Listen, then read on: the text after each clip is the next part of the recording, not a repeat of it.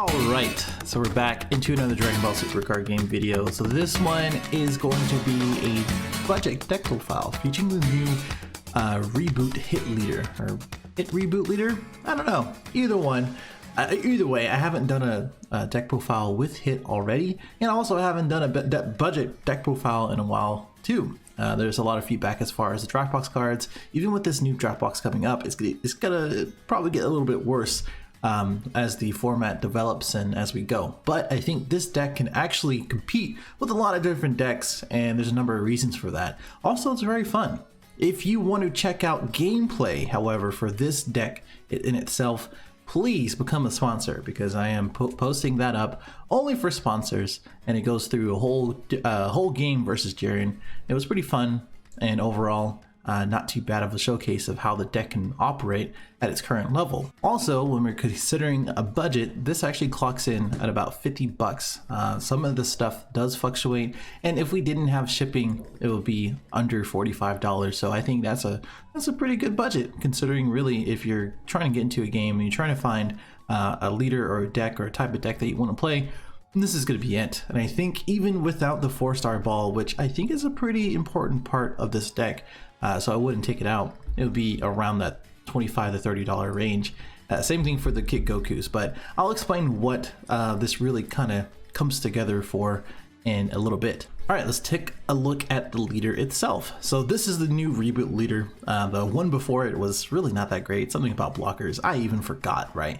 And this one is when you attack the leader card, you draw one and gains 5k. So basically it's a 15k leader on attack every single turn, and that pressure in itself, it's just awesome. I just really love it. And is untapped, draw one. On the backside, he is the same thing where he gains 5k and draws one.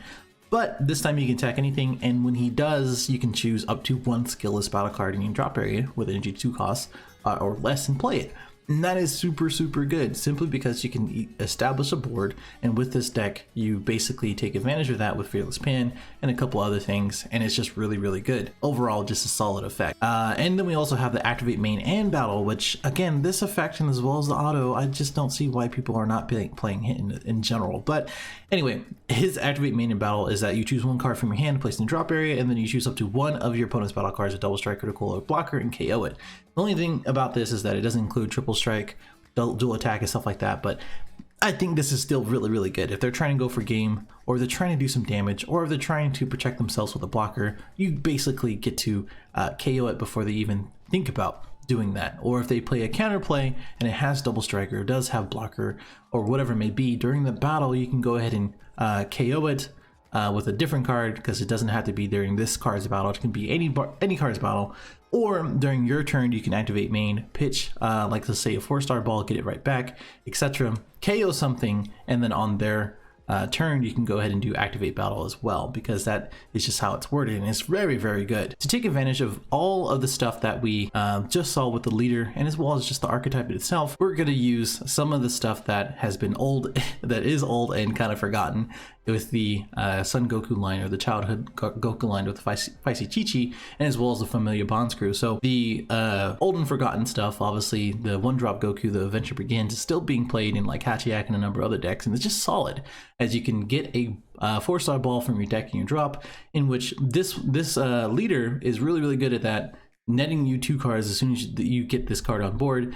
And then on the back side, you can pitch a 4-star ball and get it right back, just like I was saying before.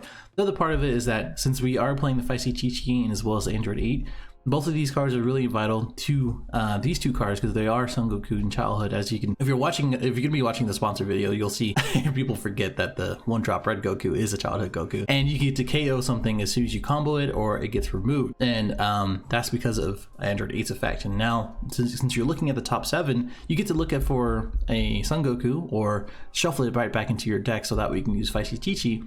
And then you can also look for the 2-drop, or the the 2-drop vanillas, the Hit, and as well as the Dinosaur with the Android 8, which kind of makes everything kind of more and more consistent, right?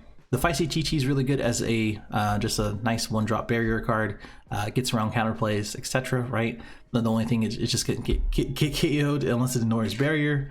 Barrier is getting like ignoring barrier is getting more and more popular through the last couple sets, so it's like iffy. But she does net you a card as soon as you combo with it, as soon as you play the one-drop Goku. If you can find room for 4, I would play 4, but I think the Goku is more important than this one, so that's why I put it at 4. And just seeing her just to establish another one drop, or at least just to have it on board as soon as possible so that we can play out the one drop vanilla Gokus, is just super important. And of course the 4-star ball at 4 is just kind of a given.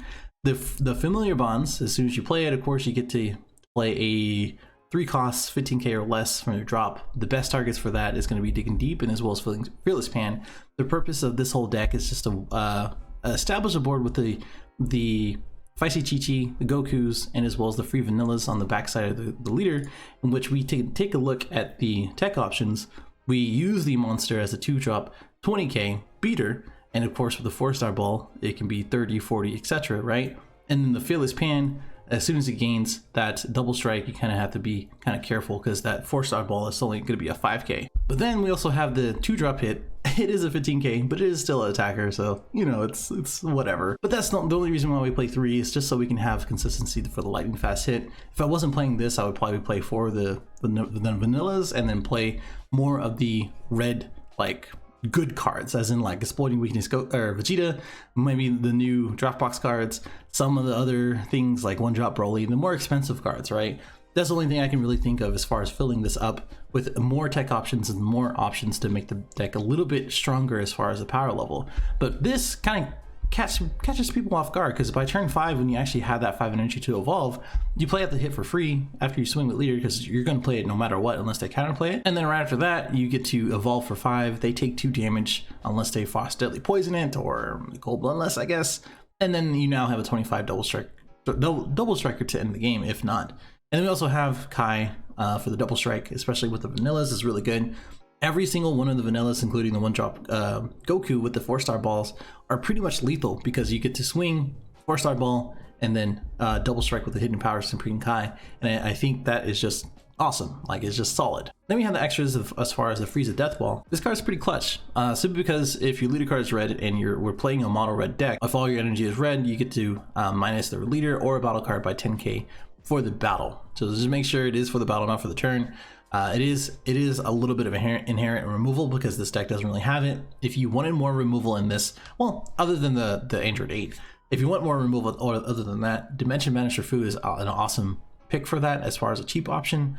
I would highly recommend that. But this one is awesome for the current meta because you can now go for game with your leader, put on a double strike, make them neg 10 for their leader, and is also good for Gohan because now if you have a lot of energy up, you can play 2 or 3 of these guys when they're trying to go for a game and they're trying to go all in with their leader. You're minusing their leader by 10, you're gaining 15k on your leader or whatever other battle card, and you're just making them neg from there. And then on the clapback, you can go ahead and build a board and just kill them from there.